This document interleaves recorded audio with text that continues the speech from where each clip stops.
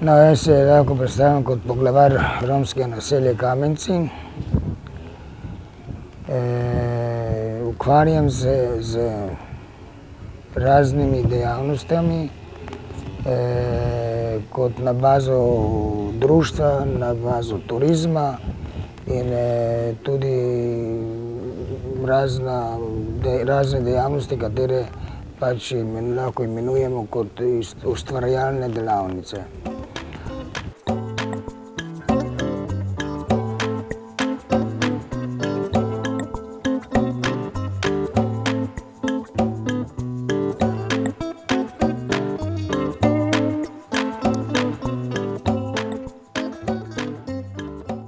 Jaz sem se rodil tukaj v Kamenci, tukaj na Kamenci 1251. leta. Spomnim se svojega 6 let, ko sem bil star. Kako smo potovali, kako smo hodili iz kraja v kraj, kako smo prosjačili, kako smo z vedeževanjem si najdli denar, kako smo z brusom, moj oče je bil šlajfer, brusač, ne, je brusil nože, britve, škarje, pravilo dežnike in tako. Tudi prosjačili smo, ne. In to ta mlada generacija tega ne pozna. Kako smo mi potovali po celem svetu, po gozdovi smo spali, dež nas je umil, sonce nas je posušilo in to je, hodili smo iz kraja v kraj, nismo imeli stalnega prebivališča in to. To ni bila pravzaprav moja ideja. Ideja je bila, ko sem ustanovil društvo Urbano Petrovšavo, takrat mi je ta gospa Agata Sardelič predlagala, da ne bomo imeli samo ples in glasbo, ampak tudi naj nekaj ostane iz zgodovine. Ko sem začela spoznavati romsko naselje Kamenci, gospoda Ludvika, člane njegove družine in pa vse prebivalce Kamencev, pa sem ugotovila, da Romi niso problem, ampak neizkoriščen potencial, da obstaja bogata romska dediščina, bogata romska kultura, ki bi jo bilo potrebno iztrgati pozabi in postaviti ob bok drugim večinskim kulturam. Vsi naši Romi tukaj iz našega naselja smo se vdali v delo in smo ta muzej tako naredili. Take hiše smo imeli tam nekje približno 68-69 leta, ne? Ker prva zidana hiša je bila 72. leta tukaj. In ta muzej predstavlja, tako lahko rečemo, da so naši otroci in tisti, kateri pridejo k nam, da lahko pogledajo, kako smo nekoč živeli in kaj smo imeli, da nismo imeli elektrike, da nismo imeli vode, da nismo imeli ničesar. Petrolejko smo imeli, potem vodo, ki smo imeli pa čisto studenec narejen, od tam smo nosili vodo z vedrami. Mi skoraj nismo imeli ure. Orientirali smo se po soncu.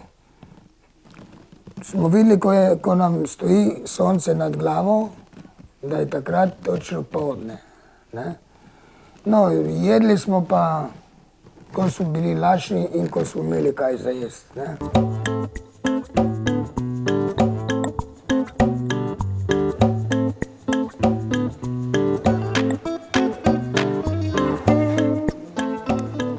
No, tukaj so notri taki amuleti, obeski, ki jih izdelujemo tukaj doma. Tudi ta moja žena in ženske so tu te amulete delali, ne. Potem imamo to kot zaključek, potem to imamo okrog vratu tudi amulete, katere izdelujemo. Potem imamo, tako rečeno, plesavke. Sicer to je iz lesa narejeno in smo jih preoblekli.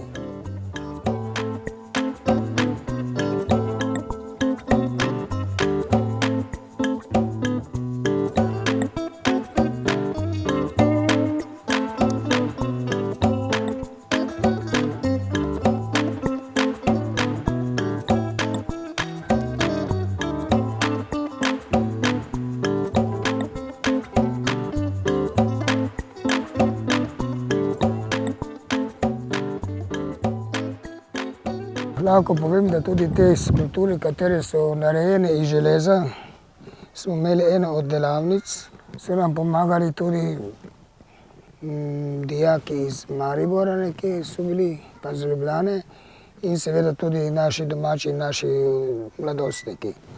Ker smo zbiralci starega železa, pa smo da potem vzeli vse te elemente iz starega avtomobila in smo tako naredili ta, mi ga imenujemo kot robot. Tisto, kot vidimo, mati z otrokom naročajo, potem imamo kolo, kot romsko kolo, in potem na koncu imamo tudi dlan, na katero smo kot ženske tudi gledali na dlan, ko so vedeževali. Bomo pa naredili še naprej te strukture do konca tega gaja.